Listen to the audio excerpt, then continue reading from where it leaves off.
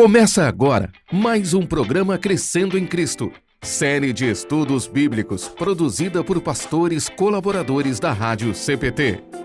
Olá, esse é o programa Crescendo em Cristo. Eu sou o pastor Arthur Benevenuti, pastor da Igreja Evangélica Luterana do Brasil, aqui em Sorriso, Mato Grosso. E seja muito bem-vindo para esse estudo do livro dos Hebreus. Estamos hoje no capítulo 3 e refletir a respeito do livro dos Hebreus é o exercício de olhar para o Antigo Testamento e fundamentar o cristianismo no Antigo Testamento. E a comparação aqui do capítulo 3 é uma comparação entre Moisés e Cristo. Moisés é o grande líder e o grande canal entre Deus e o povo de Deus no Antigo Testamento. E agora, então, havia essa comparação entre Moisés e Cristo, não é? E muitas vezes era até considerado uma blasfêmia considerar Jesus maior do que Moisés ou mais importante do que Moisés. Então, o autor aos Hebreus, ele mostra como a fé cristã tem os seus fundamentos no Antigo Testamento e como era essa fé do povo de Deus lá do Antigo Testamento, e nos dá a oportunidade de refletir a respeito da Terra Prometida, né? E do descanso, né? Do sábado, e do seu novo significado a partir da obra de Cristo. O autor aos Hebreus então começa falando como Cristo é superior a Moisés, o que é uma afirmação e uma tese extremamente nova e extremamente audaciosa, né? Para o período do início do Novo Testamento. O texto começa dizendo no versículo 1: Por isso, santos irmãos, vocês que são participantes da vocação celestial, quer dizer, ele está escrevendo para quem? Para todos aqueles que foram chamados por meio da palavra de Deus, para os cristãos, né? Povo de Deus de todos os tempos. Então vocês, que são participantes da vocação celestial, considerem atentamente o apóstolo e sumo sacerdote da nossa confissão, Jesus, o qual é fiel, aquele que o constituiu, como também Moisés foi fiel em toda a casa de Deus. Moisés foi fiel, não é? No povo de Deus, como representante de Deus, como um mediador entre Deus e o seu povo. Então, o autor aos Hebreus começa falando a respeito de pontos comuns entre Jesus e Moisés. Ambos foram fiéis a Deus, né? E com isso ele vai nos dizer que Jesus e Moisés não são concorrentes. Colocar um contra o outro não é fazer uma coisa saudável para a fé do povo de Deus. O versículo 3 vai adiante, dizendo, no entanto, assim como aquele que edifica uma casa tem maior honra do que a casa em si, também Jesus tem sido considerado digno de maior glória do que Moisés. E com isso ele está dizendo que o Criador merece maior honra do que aquilo que ele criou. Mesmo que aquilo que ele criou seja muito bom, mesmo que aquilo que ele criou possa ser uma referência, como Moisés, que é uma criatura. Jesus é criador. Versículo 4, o texto diz: Pois toda casa é edificada por alguém, mas aquele que edificou todas as coisas é Deus. E Moisés foi fiel em toda a casa de Deus como servo, para testemunho das coisas que haviam de ser anunciadas. Moisés foi muito fiel, mas ele foi um servo muito fiel. Moisés não foi senhor do que quer que seja. Moisés foi um servo de Deus. Moisés não foi o próprio Deus. Então, no versículo 6, ele vai adiante, dizendo: Cristo, porém, como filho, é fiel em sua casa. E aqui ele faz essa comparação. Moisés é fiel? Sim, Jesus também. Mas a diferença é que Moisés foi fiel como servo e Jesus é fiel como filho. No versículo 6, o autor aos Hebreus vai adiante, dizendo: Esta casa somos nós, se guardarmos firmes a ousadia e a exultação da esperança. Moisés aqui é claramente colocado no papel de servo, Jesus no papel de filho, né? E a gente pode pensar que o servo pode tomar conta da casa por ordem do dono, né? Mas quando o filho do dono chega, a casa é do filho do dono e não do servo. É isso que tinha acontecido agora com a encarnação de Jesus. Jesus, como filho, conhece a vontade do Pai e fala em nome do Pai. Por isso, é incomparavelmente maior e mais importante do que Moisés. Aqui adiante, o texto vai falar sobre o perigo da incredulidade e da desobediência, baseado então em exemplos do Antigo Testamento a respeito do sábado e do descanso, né? E a respeito da terra prometida. No versículo 7, o autor aos Hebreus diz: por isso, como diz o Espírito Santo, quando a Escritura diz, o Espírito Santo diz, o que ele diz? Hoje, se ouvirem a sua voz, não endureçam o coração. A importância de ouvir a voz de Deus, quando o Espírito Santo fala, quando a palavra de Deus fala, a voz de Deus está sendo ouvida. E quando a voz de Deus está sendo ouvida, é importante que nós não endureçamos o coração, que a gente não seja teimoso, que a gente não resista àquilo que Deus quer fazer. O que Deus quer fazer em nós? Quer nos conduzir ao arrependimento, quer nos trazer o perdão e a salvação. Esse ser teimoso, resistir à palavra de Deus, endurecer o coração, esse é o maior risco que alguém pode correr. A gente tem medo de muita coisa. A gente tem medo que os nossos filhos, por exemplo, vivenciem tanta coisa. Mas talvez esse deveria ser o maior medo que nós devemos correr a nosso respeito e a respeito daqueles que nós amamos.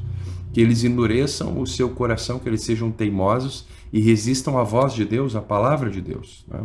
Quando alguém tapa os ouvidos diante da palavra e vai contra a orientação de Deus, que claramente, aqui no caso, indicava Cristo e a sua nova aliança como caminho para a salvação por meio da cruz. Então, aqui, o resistir à palavra de Deus é resistir ao Cristo Salvador, ao fato de Jesus ser o Filho de Deus e ele ser certamente maior do que Moisés. Por isso, retomando a citação da Escritura, o que o Espírito Santo diz no versículo 7, se ouvirem a sua voz, não endureçam o coração, como foi na rebeldia, no dia da tentação no deserto, onde os pais de vocês me tentaram, pondo-me à prova. Aqueles cristãos hebreus, para quem essa carta foi escrita, viviam numa situação parecida com Israel, que Israel vivia lá no Antigo Testamento. Eles viram Deus agora, de forma maravilhosa, mas eles foram tentados a agir com descrença e foram tentados a se rebelar.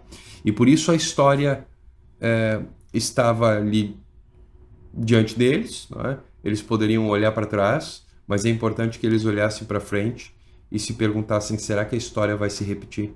Será que o povo de Deus vai continuar sendo rebelde diante de Deus, sendo teimoso, né? Não ouvindo o que Deus nos diz na sua palavra? E essa história se repetirá se aquele que ouvir essa palavra agora permanecer na descrença. Então, a atitude de pôr Deus à prova acompanhou o povo de Deus na caminhada do Êxodo por várias vezes.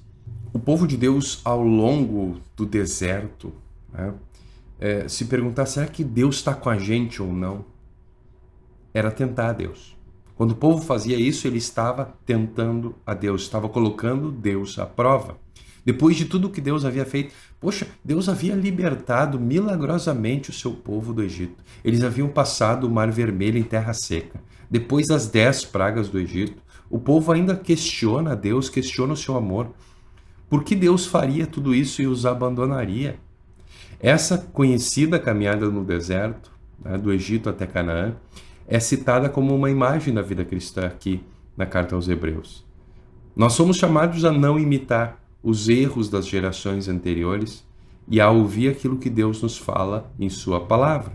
Por isso, O que de melhor a gente pode dizer hoje é: não feche os seus ouvidos para Deus.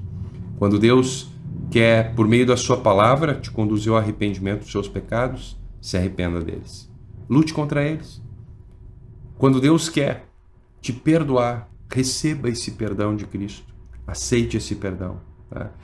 Não olhe para o seu pecado como um pecado que não pode ser perdoado, porque assim você estaria diminuindo a obra de Jesus e aumentando o tamanho do seu pecado. Não interessa o tamanho do pecado, aliás, pecado não tem tamanho, né? Mas por mais que a gente enxergue o nosso pecado gigantesco, é importante que a gente possa olhar para a obra de Cristo do tamanho que ela de fato é, ou do tamanho que a gente conseguir enxergar, porque a obra de Cristo vai perdoar o nosso pecado, por mais que ele possa nos parecer muito sério para ser perdoado.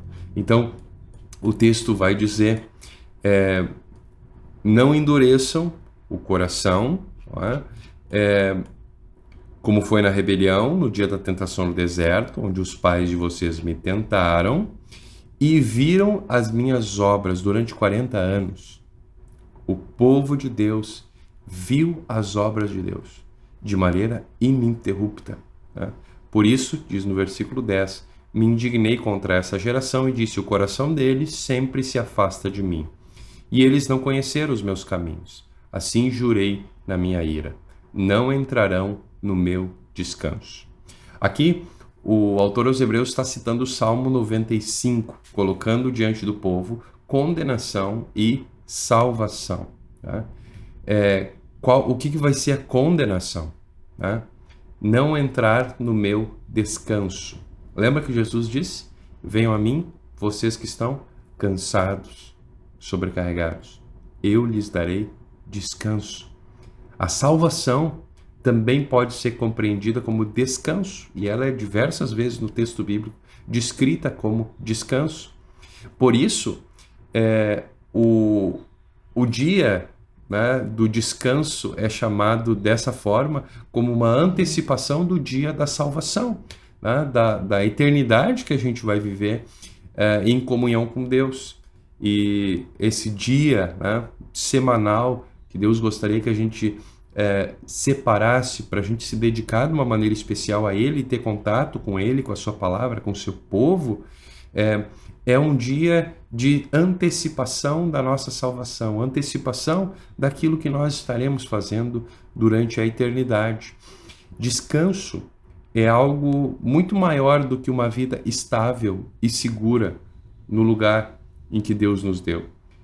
O descanso de Deus existe desde a criação, e por isso a fé cristã é também, em certo aspecto, descansar. Descansar nos cuidados de Deus. Não é não ficar vivendo a vida correndo atrás, se esforçando para conquistar a nossa salvação. Não, é justamente descansar na obra de Cristo. Não é? Ser confortado com uma obra que é suficiente para a nossa salvação e para a salvação da humanidade toda.